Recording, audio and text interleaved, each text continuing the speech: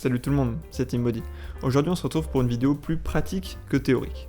Je vous montre et je vous explique comment bien passer un ordre de bourse sur un PEA ou sur un compte titre, avec les 4 principaux ordres de bourse qu'il faut connaître et maîtriser. C'est parti. Bon, d'abord un rappel rapide sur le fonctionnement des ordres de bourse. Le principe est le suivant. Pour vendre ou pour acheter un titre, donc une action ou un ETF, sur un marché financier, un marché boursier, vous devez soumettre un ordre à un intermédiaire financier qui va faire le lien entre vous et le marché en tant que tel. Un ordre de bourse, c'est comme une commande un peu au restaurant. Il y a plusieurs formules, mais on retrouve toujours les mêmes ingrédients, les mêmes éléments clés. Ces éléments clés, ce sont le titre choisi, évidemment, quelle action, quel fonds, quel ETF vous allez acheter, la quantité que vous allez acheter de ce titre. Évidemment, il faut aussi préciser si vous voulez acheter ou vendre le titre, ça paraît logique, et il y a quelques petites options supplémentaires qu'on verra par la suite. Et les ordres de bourse qui sont soumis par les investisseurs, tels que vous et moi, sur un même marché, sur un même titre, sont visibles dans ce qu'on appelle un carnet d'ordre. Le carnet d'ordre, ça se présente comme ça. Bon, je précise dans cette vidéo, les captures d'écran que je vous montrerai sont issues du PEA de Boursorama. Mais c'est vraiment des présentations très similaires en fait pour toutes les plateformes financières. Si vous comprenez le carnet d'ordre de Boursorama, vous comprenez tous les carnets d'ordre, c'est la même présentation. Alors, qu'est-ce qu'on comprend, qu'est-ce qu'on retrouve comme information clé sur le carnet d'ordre? Tout d'abord, on va voir le nombre de titres que les investisseurs veulent acheter, le nombre de titres qu'ils veulent vendre et le prix qu'ils proposent pour cela. Ici, par exemple, l'acheteur le plus offrant, donc l'acheteur qui est prêt à mettre le plus d'argent pour acheter un titre donné, souhaite acheter à 63,93 € le titre. Par contre, le vendeur, lui, le plus offrant, en demande 65,15 €. Et la différence entre ces deux prix en finance est appelée le spread. Dans le cas présent, le spread est de 1,9%. Et bien sûr, plus le titre sur lequel vous investissez est liquide, c'est-à-dire qu'il y a une grosse quantité d'achat, de vente, un gros volume en fait de transactions, moins vous allez subir ce spread parce que forcément l'écart entre l'achat et la vente sera plus réduit quand il y a un gros volume de transactions. Dernière remarque sur ce carnet d'ordre, on peut voir là en l'occurrence qu'il y a plus de vendeurs que d'acheteurs. C'est aussi symbolisé par la barre rouge en haut que vous avez ici, qui est supérieure à la barre verte. Alors, des fois, ça sera pas comme ça des traits, ça sera des espèces de courbes qui est plus ou moins importantes qui se chevauchent. En tout cas, c'est très souvent vert et rouge, vert pour l'achat, rouge pour la vente. Et donc là, en l'occurrence, on peut voir qu'il y a une pression baissière. Bon, ça c'est pour la petite introduction sur les ordres de bourse. Maintenant, on va rentrer dans le vif du sujet. Si je veux acheter, par exemple, l'ETF du CAC 40, je vais sur la page Boursorama de mon ETF, en tapant son code ISIN ou son nom dans la barre de recherche de Boursorama.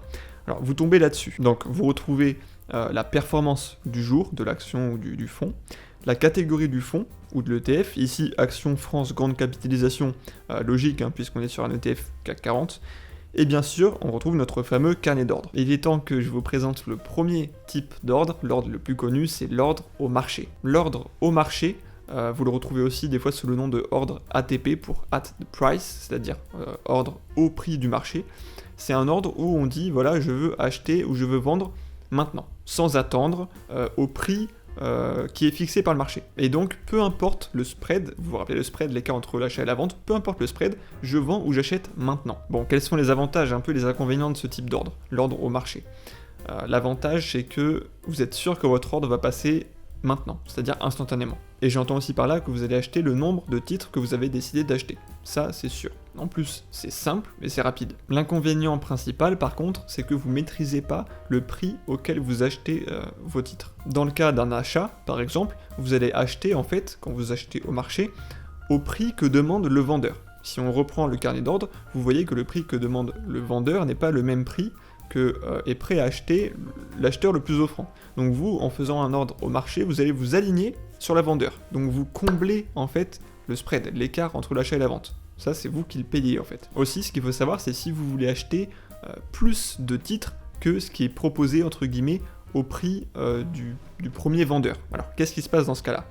Là, en l'occurrence, avec le carnet d'ordre dont j'ai pris la capture d'écran, imaginons que vous vouliez acheter 205 titres. Là, forcément, si on s'en tient au carnet d'ordre de l'ETF CAC 40, au moment où j'ai pris la capture d'écran, puisque ça change en permanence, vous auriez acheté 153 titres à 65,15 € Mais aussi du coup ensuite 50 titres à 65,3€, un titre à 65,43€ et un titre à 65,75€. L'intermédiaire, en fait, vous fait acheter, donc là ici Boursorama, le nombre de titres voulus en fonction de l'offre. Donc encore une fois, vous ne maîtrisez pas le prix de votre achat. Donc en plus, dans le cas que je viens d'évoquer, vous achetez même pas vos titres à 65,15€, ce qui est déjà le prix demandé par le vendeur, donc ce qui est potentiellement cher, mais vous achetez à un prix moyen qui va être supérieur puisque les prix qui viennent après sont forcément encore plus hauts. Pour émettre un ordre au marché, vous cliquez sur acheter ou sur vendre, vous sélectionnez ensuite ordre au marché, vous renseignez le montant souhaité de titre, donc ça vous met l'équivalent de ce que ça représente en euros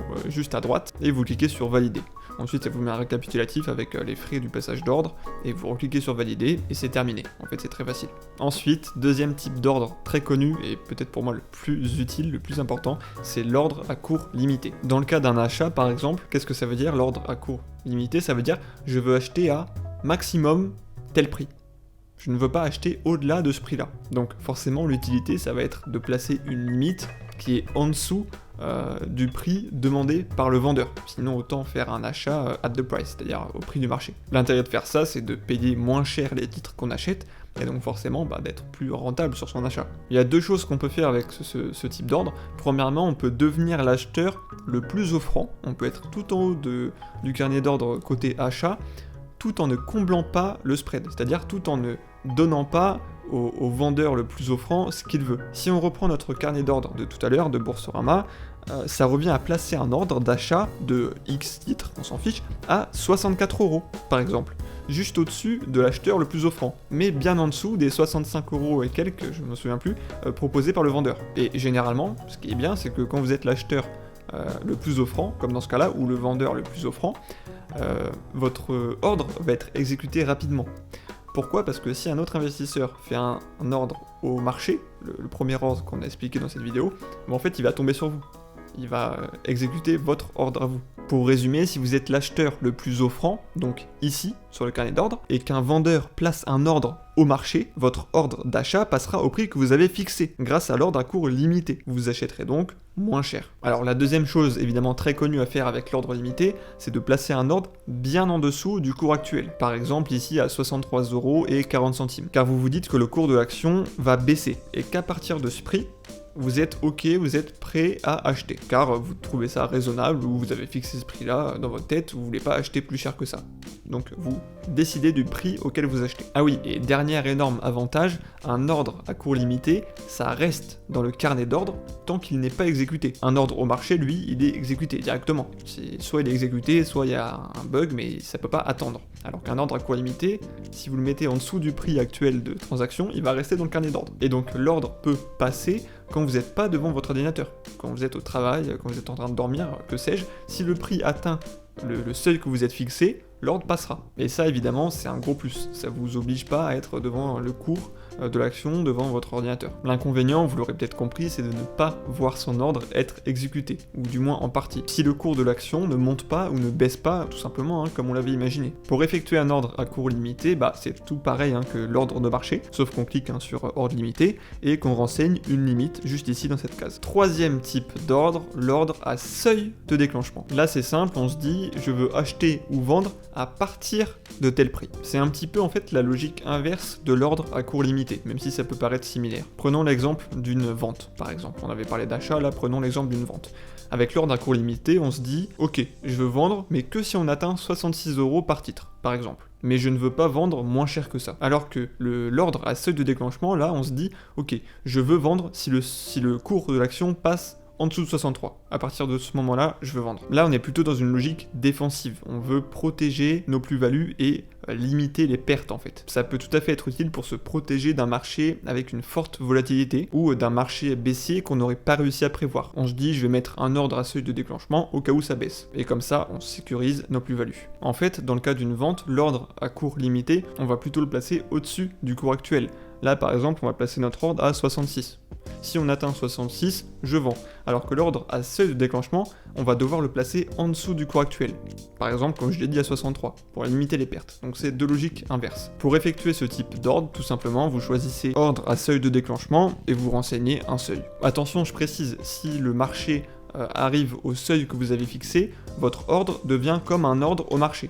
C'est-à-dire que tout est vendu au plus offrant et directement. En fait, l'ordre à seuil de déclenchement, c'est une sorte d'ordre au marché, mais prévu à l'avance, qui a l'avantage de pouvoir se déclencher quand on n'est pas devant son ordinateur, encore une fois. Enfin, et dernier ordre, l'ordre à plage de déclenchement. Là, ce qu'on se dit, c'est que si le cours descend et baisse au-delà de la limite de 63 € par titre qu'on s'était fixé, je suis d'accord pour vendre et pour me protéger immédiatement, comme pour l'ordre à seuil de déclenchement, pour l'instant, mais jusqu'à un certain prix, jusqu'à une certaine limite. Disons pour l'exemple une limite à 62,5. Je vous explique, c'est très simple. Imaginons qu'on a une baisse de 64 € à 62 € par titre, et que ça se passe en une fraction de seconde avec un mouvement très brutal des marchés, imaginons, notre ordre à plage de déclenchement ne sera pas exécuté. C'est un ordre en fait qui nous permet d'être protégé d'une trop grande volatilité. Mais le revers de la médaille, c'est que du coup on n'aura pas vendu nos titres, mais on les aura pas bradés.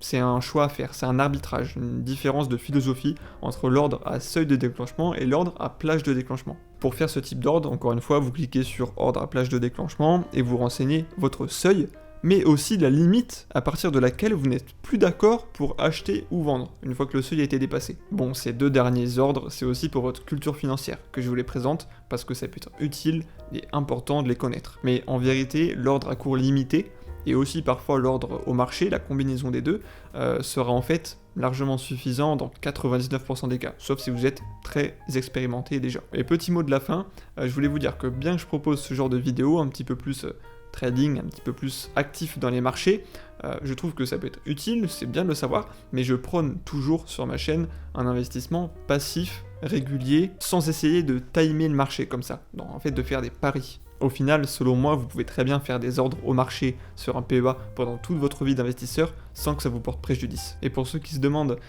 où sont passés ce type d'ordre sur un contrat d'assurance vie, je vous rassure, ça n'existe pas sur les contrats d'assurance vie. Hein. C'est l'assureur qui s'occupe d'investir pour vous une fois que vous avez demandé tel ou tel fonds. Voilà, j'en ai fini, je vous ai présenté les 4 types d'ordres qui pour moi sont les plus importants à connaître pour votre vie d'investisseur. J'espère que c'était assez clair, c'est une vidéo qui a été assez pratique et technique. Si vous voulez me soutenir, n'hésitez pas à laisser un pouce en l'air, un like en dessous de la vidéo, ça m'aide énormément. Mettez-moi un commentaire aussi pour me dire ce que vous en pensez, dire ce que vous attendez comme type de vidéo, est-ce que ça vous plaît. Vous abonner pour ne rien rater, pour voir les prochaines vidéos.